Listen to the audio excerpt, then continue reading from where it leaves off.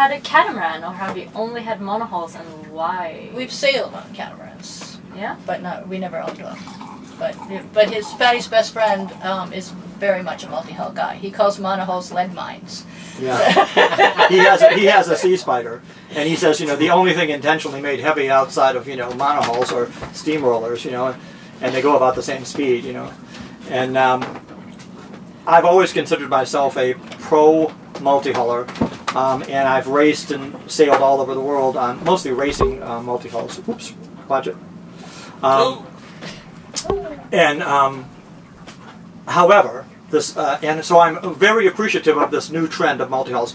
At the same time, I believe personally that I don't have the skills to sail a Lagoon 55 around the world. I do feel that I have the skills to sail almost any 50-foot, 40-foot monohull, but I believe that And you've seen some scary trends. I've seen some scary trends, and I've seen people with that are overboated and under intelligenced, or you know, whatever you want to call it. And I believe that it's very difficult to handle a big multi-hull in heavy weather. We went down to New Zealand on this boat, which is 31 years old, in the company of boats like this at similar ages and in much worse shape. We went down that season with the group. I think there was about 100 boats. 3 of the boats dismasted. Each one of them was a boat between 50 and 60 feet that somebody had just paid $2 million for. They were, you know, catamarans, large catamarans. Catamarans, sorry, not catamarans. From my chartering days, you know, I always say catamarans. So I think that this trend, here's what really gets me. When a guy comes up to me and says, gee, Fatty, you know, you've sailed all your life, but I really don't know, you know, I haven't got a tremendous amount of experience. So therefore, I'm going to buy, you know, a 50-foot catamaran because I have a family and I want them to be safe. Well, that's just absurd. You know, nothing safer than a, you know, 40-foot properly designed heavy displacement monohull in a blow. Now, I don't mind at all that these people owning these craft, and I understand that they want luxury and everything else. It's just when they get into a blow, they're in a panicky situation and the boat's out of control. And Carolyn and I are like, she's making bread, and you know, and we just heave to it. We just heave to it and think nothing of it. Wait. We also felt that on our $3,000 boat, we had a $3,000 boat. We sailed 88,000 miles. We had on that boat a life raft that we somehow managed to get for nothing. We had on that boat a Paratech sea anchor. We had a Jordan Series drogue. We had a gale rider. We had 1,200 feet of cordage. We had a storm staysail. We had a trysail, of course. We would never go to sea without a trysail. So we have all this thing, and you know, safety gear. Safety gear. And sometimes we're out there, you know, with a brand new 64-foot oyster, you know, and the guy's in a panic, and I'm like, well, you know, don't panic, you know, heave to. I don't know how to heave to, you know, shouldn't heave to. Well, okay, well, you know, do you have a Paratech anchor? Well, no, I don't, you know. Well, do you have a Jordan Series drogue? No, I don't, you know. And I'm thinking to myself, you know, well, you spent $1.5 million fucking dollars on all this fancy glitzy garbage, you know what I mean? And you don't have what Carolyn and I have, you know, for a total cost of maybe $2,000, you know, which Carolyn makes the Jordan Series drogues and all that type of stuff. Anyway, the point I'm trying to make is that I want people to be as safe as possible offshore. I want everyone to be in a major blow and feel just as confident and calm and collected as I do. And on a... Well, you talked to that one guy on the radio. They were on a Halberg Rossi 39, I think, and they were in some storm going down to New Zealand, and they went down below and just let the sails up. They were on the radio, and they said, I said, what are you doing right now? It was very confusing. I said, what are you doing? I said, Holt, what are you doing? He said, we're in our life jackets. I said, where are you? He said, we're inside. We're inside. We're leaning up against, we're on the floor. We're leaning, he was crying. We're leaning up the thing. And I said, okay, so the boat's, you know, hove to. He says, no, she's just making that horrible sound, you know, every few seconds when she, bang, you know. I'm like, what do you mean bang? He's like, well, when she jives. I'm like, you have the sails up? You know, I'm like, oh my God. You're like, okay, here's number one, job one. So, I mean, they're huddled down there with all the sails up, you know, and she's doing like... So you talked him through heaving too. and on the radio, and then they said, "Wow!" And within 2 hours, they were like, "I think it's abated." I'm like, "It didn't abate. You know, you just your hope to Well, you know." I think there would be some common sense that would prevail. You know, in some situations. Panic might take over. Panic does, Panic, you know, yeah. sometimes. Well, like those people with the kids that they abandoned their boat just out of California a couple years ago. The baby had a fever.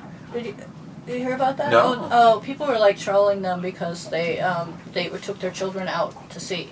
Yeah. And the baby had a fever, and they got very scared. And weather wasn't bad or anything. And they're like a brand new boat. They just abandoned. The Coast Guard came, said, "Yeah, we can take you off the boat, but you got to abandon it. You know, you're not going to take the boat." And yeah, and we you know, we don't ever want to second guess, you know, somebody else's voyage. But what we do want is the people to be able to successfully complete those voyages. This is not a matter of money.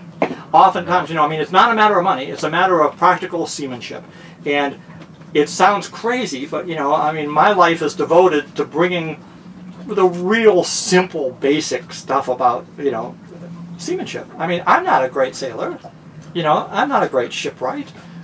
You know, but I have learned a few lessons about surviving at sea over the course of the last 56 years.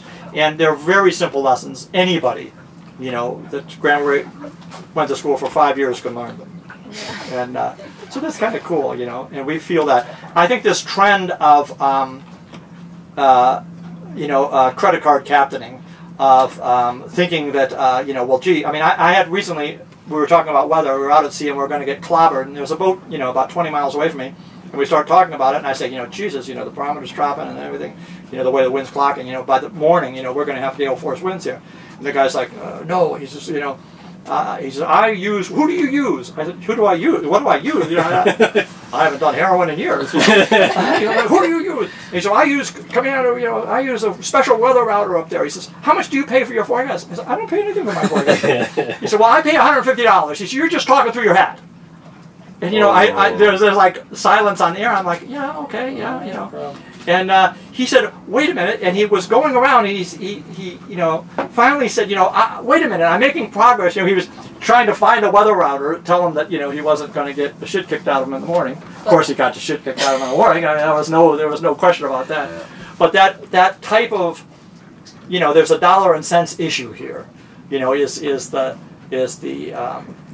are you guys doing getting forecasted weather via like SSB, or do you right here files, we do get grip files, and we do use Sam, the amateur radio operator.